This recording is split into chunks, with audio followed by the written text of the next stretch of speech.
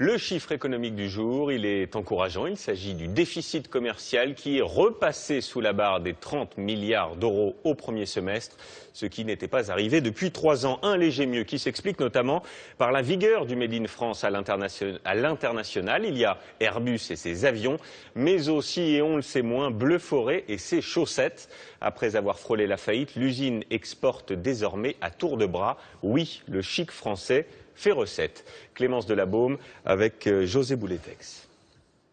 Au cœur des Vosges, cette usine a failli disparaître il y a 20 ans. C'est l'une des rares survivantes françaises sur le marché de la chaussette. Ici, 5 millions de paires sont produites chaque année et pour 1 million d'entre elles, direction l'étranger. On a de l'export aujourd'hui, en départ. On a préparé 2 palettes déjà. C'est OK?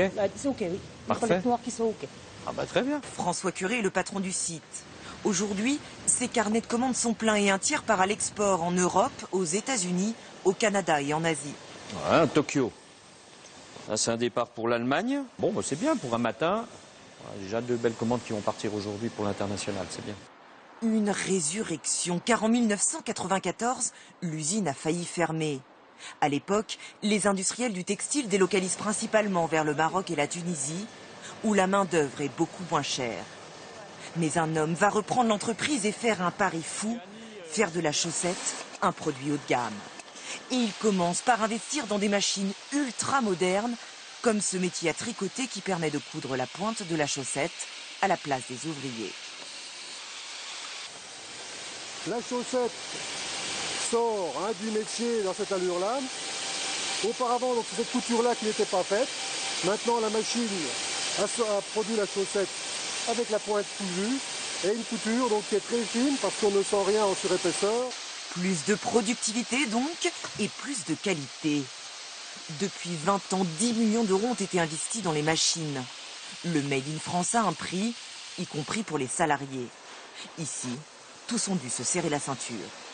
On a fait des sacrifices.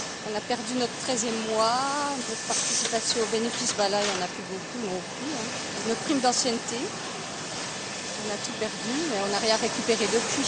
Mais on est encore là, on a encore notre emploi. De toute façon, il n'y a pas de boulot ailleurs. De toute façon, on est bien obligé de suivre. Hein. Et depuis 1 an, l'entreprise est en train de réaliser une performance encore plus étonnante. Vendre ses chaussettes aux champions du monde de la spécialité, les Chinois. Là-bas, une ville entière est même consacrée à cette industrie.